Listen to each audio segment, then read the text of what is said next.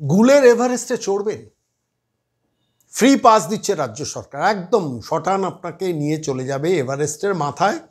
উঠে দাঁড়িয়ে আপনি গুল সংক্রান্ত তথ্য এ রাজ্যের হীরক রানীর পাবেন। আমি আজকে এই বিষয়টায় হেডলাইনে এটা কেন করলাম জানেন? সম্প্রতি পরিযায়ী শ্রমিকদের শ্রমশ্রী নাম দিয়ে 5,000 টাকা দেওয়ার কথা ঘোষণা করতে গিয়ে এ রাজ্যের মুখ্যমন্ত্রী তথা রাজ্যের হীরক রানী তিনি বলেছেন যে 22 লক্ষ মাইগ্রেন্ট ওয়ার্কার আছে, পরিযায়ী শ্রমিক। কোথা থেকে পেলেন তথ্যটা? কোথা থেকে পেলেন রাজ্যের মুখ্যমন্ত্রী? আমি কিছু তথ্য আপনাদের কাছে আজকে দেবো। রাজ্য মাইগ্রেন্ট লেবার ওয়েলফেয়ার বোর্ড তৈরি করেছেন, সেখান থেকে 22 লক্ষ পরিযায়ী বাঙালি বাংলার বাইরে আছে।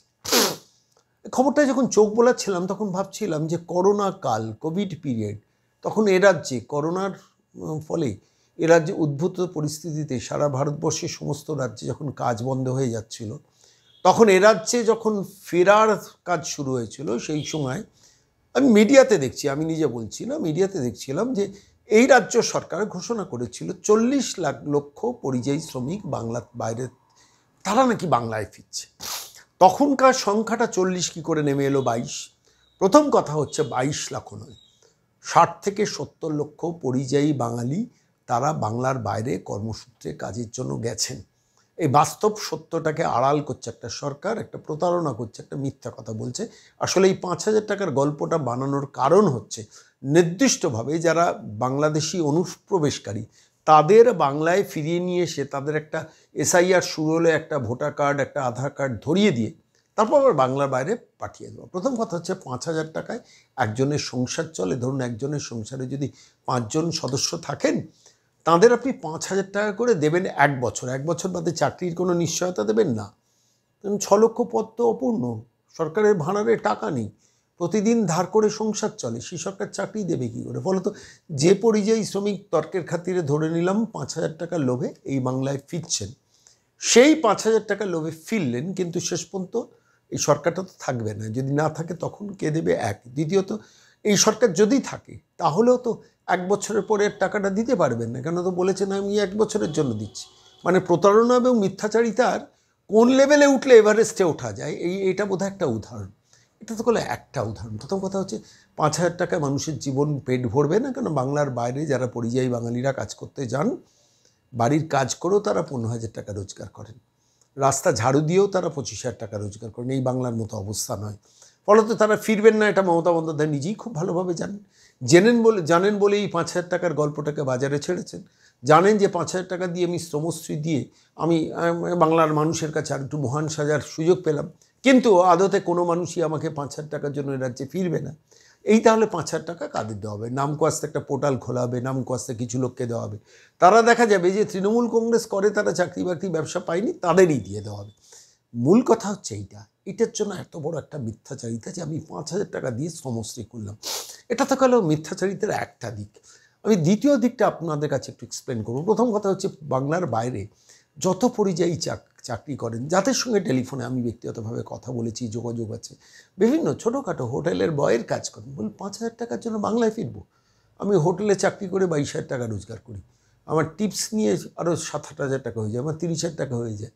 হোটেলে থাকি, হোটেলে খাই, আমার কোনো পয়সা খরচা নেই। আমি কেন বাংলায় ফিরবো 5,000 টাকার জন্য?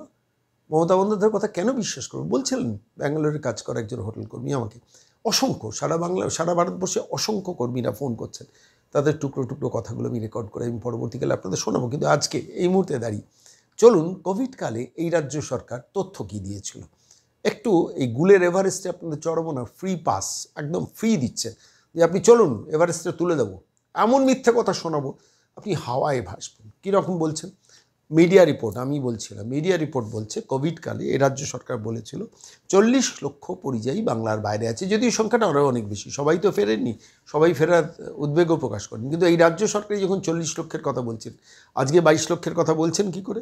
তো এই 40 লক্ষের মধ্যে কেরালা থেকে এসেছিল, এই রাজ্য বলেছিল যে 9 লক্ষাধিক পরিযায়ী শ্রমিক বাংলার বাইরে কেরালা থেকে এসছে। কেরালা থেকে বাংলায় ফিরেছেন সংখ্যাটা 9 লক্ষ, এই রাজ্যের রিপোর্ট অনুযায়ী, মিডিয়া রিপোর্ট অনুযায়ী। দ্বিতীয় স্থানে ছিল মহারাষ্ট্রে যাওয়া এই রাজ্যের পরিযায়ী শ্রমিক, সংখ্যাটা কত ছিল? এই রাজ্যে বলেছিল 6,17,000 রাজ্যবাসী মহারাষ্ট্র থেকে নাকি ফিরেছিলেন। 6,17,000 রাজ্যের দেওয়া তথ্য। তৃতীয় হচ্ছে তামিলনাড়ু। তামিলনাড়ু থেকে এই রাজ্য থেকে কাজ করতে গিয়েছিলেন 6,12,000। মহারাষ্ট্রে যেমন 6,17,000, তামিলনাড়ুতে কাজ করতে গিয়েছেন 6,12,000। কর্ণাটক থেকে এ রাজ্যে ফিরে এসেছিলেন কতজন? 2,74,000 পরিযায়ী শ্রমিক। কর্ণাটক থেকে 2,74,000 পরিযায়ী শ্রমিক ফিরেছে।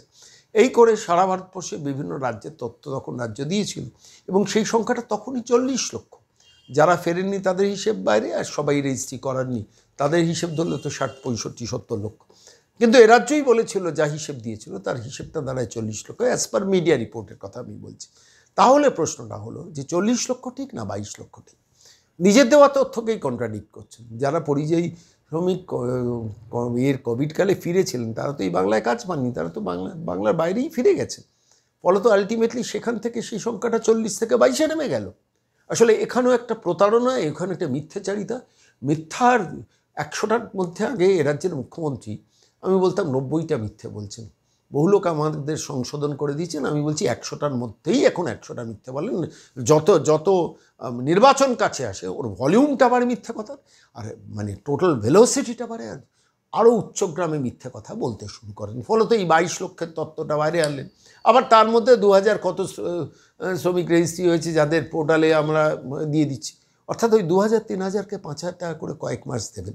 সেইটা দেখে উনি বাজার গরম করে বলবেন আমরা এত হাজার কোটি টাকা শ্রমশ্রীতে পরিযায়ী বাঙালিদের জন্য দিচ্ছি। কেউ আপনাকে বিশ্বাস করে না। আমি বলছি, এই রাজ্যের গুণরানী, হীরকরানী, মিথ্যাচারিণী এই ভদ্রমহিলাকে আর কেউ বিশ্বাস করে না।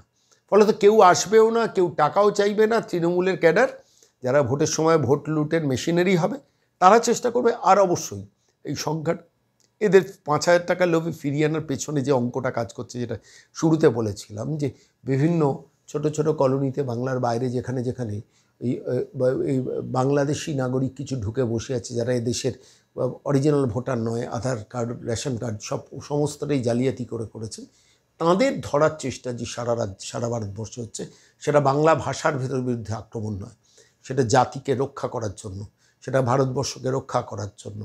রোহিঙ্গা কলোনি থেকে রোহিঙ্গা ধরে, রোহিঙ্গারা কোথাকার? মায়ানমারের, বাংলাদেশ হয়ে এদেশে এসছেন অথবা সমুদ্র পেরিয়ে এসছেন, তাঁদের পুশব্যাক করে বাংলাদেশে ফেরত পাঠানো একটা রাষ্ট্রের কর্তব্য। এ রাজ্যের কর্তব্য না হতে পারে, কারণ এই পশ্চিমবঙ্গকে মমতা বন্দ্যোপাধ্যায় রাষ্ট্রের বাইরের একটা রাষ্ট্র হিসেবে গড়ে তোলার চেষ্টা করছেন। বাংলাদেশি অধিবাসীদের, অবৈধ অনুপ্রবেশকারীদের বাঁচানোর চেষ্টা করছেন। তার সেটা প্রায়োরিটিতে পড়তে পারে, কিন্তু সাধারণ মানুষের তো প্রায়োরিটি সেটা নয়। তো ফলত তিনি মিথ্যাচারিতা শুরু করেছেন। 22 লক্ষ মাইগ্রেন্ট লেবার, পরিযায়ী শ্রমিকের কথা বলেছেন, যেটা সর্বৈব মিথ্যে শুধু নয়, মানে আমি বলছি গুল অ্যাট ইটস বেস্ট। এই কথাটা বোধহয় এই শব্দবন্ধটা ব্যবহার করা যায়। আমি শুধু আপনাদের কাছে বলবো যে এই মিথ্যাচারিণী মহিলার একটি শব্দও ব্যবহার ধর্তব্যের মধ্যে আনবেন না। 2026-এ কি বিদায় করুন, না হলে কিন্তু এরকম মিথ্যে আরও অনন্তকাল ধরে বাঙালিকে সহ্য করতে হবে।